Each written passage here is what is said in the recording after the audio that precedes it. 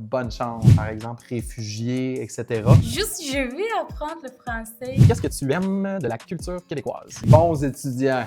Alors tout le monde, aujourd'hui, vous allez répondre à des questions pour le journal de Ascot, des questions qui portent sur votre intégration.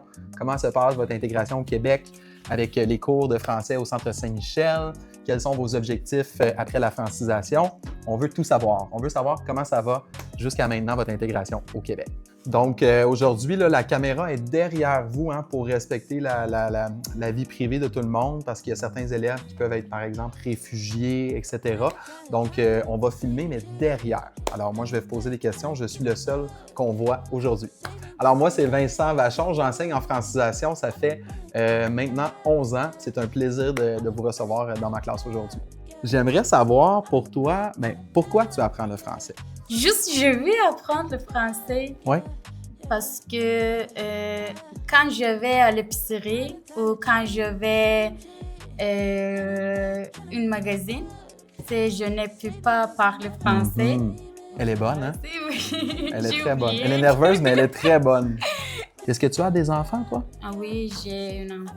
Je connaissais la réponse, mais pour l'audience. J'ai un enfant. Puis est-ce que ton enfant apprend le français à l'école? Ah oui, mon enfant il parle très bien français et anglais. Il revient à la maison, il parle français. Oui. Donc, c'est important pour toi d'apprendre le français pour communiquer avec ton enfant aussi. Ça va devenir sa langue principale. Oui. Ouais.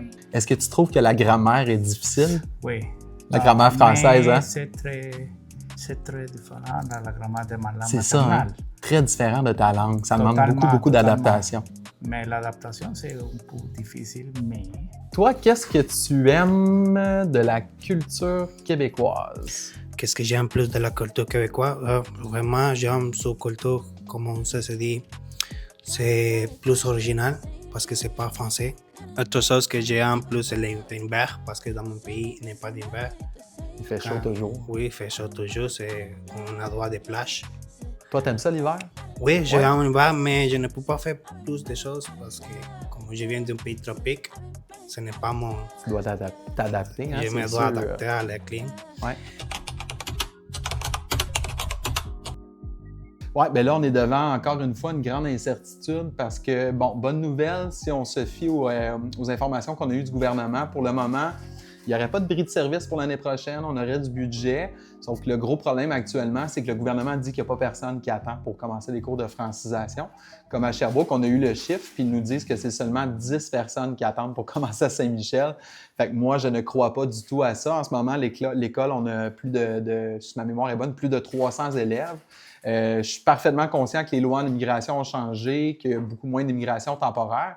Sauf que de là à dire qu'il y a seulement 10 personnes qui attendent pour venir au Centre Saint-Michel, moi, je n'y crois pas. Je pense que c'est vraiment les conséquences des fermetures qu'il y a eu en 2024-2025. Le gouvernement a fermé, a renvoyé plus de 12 000 élèves au Québec. Puis depuis la création de Francisation Québec, là, qui a été faite par la CAQ, la Coalition Avenir Québec, le gouvernement actuel, bien, on a vu vraiment un gros changement parce que là, c'est devenu le guichet unique. Ça veut dire que les élèves ne pouvaient plus aller dans les centres pour s'inscrire. C'est pas facile là, pour un immigrant de faire son inscription. Tu viens d'arriver, ça fait 2 semaines au Québec, tu veux suivre des cours de français. Puis là, on t'envoie sur un site Internet qui n'est même pas traduit, assez complexe, assez difficile à utiliser. Il faut soumettre des documents et tout ça.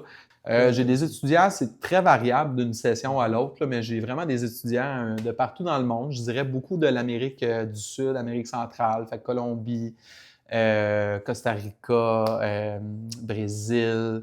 Vraiment, là, on a aussi beaucoup de personnes qui viennent du Moyen-Orient, donc Irak. On a des gens qui viennent de l'Asie, Afghanistan, Philippines, etc., Turquie.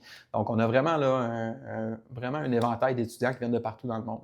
Ouais. Le Québec d'aujourd'hui, le Québec de toujours, c'est un Québec qui est ouvert, c'est un Québec qui est métissé. Je veux dire, depuis toujours, on est des immigrants nous-mêmes. Donc, je pense qu'il faut s'ouvrir à ces gens-là, s'intéresser à leur culture. Puis je pense que ça va faire notre richesse là, comme peuple au Québec si on est ouvert et qu'on accepte la différence comme elle est actuellement au Québec. Je pense qu'il faut à tout prix accepter cette différence-là. Puis ça fait notre richesse. Là, ouais. Merci beaucoup pour ça. Ça me fait plaisir.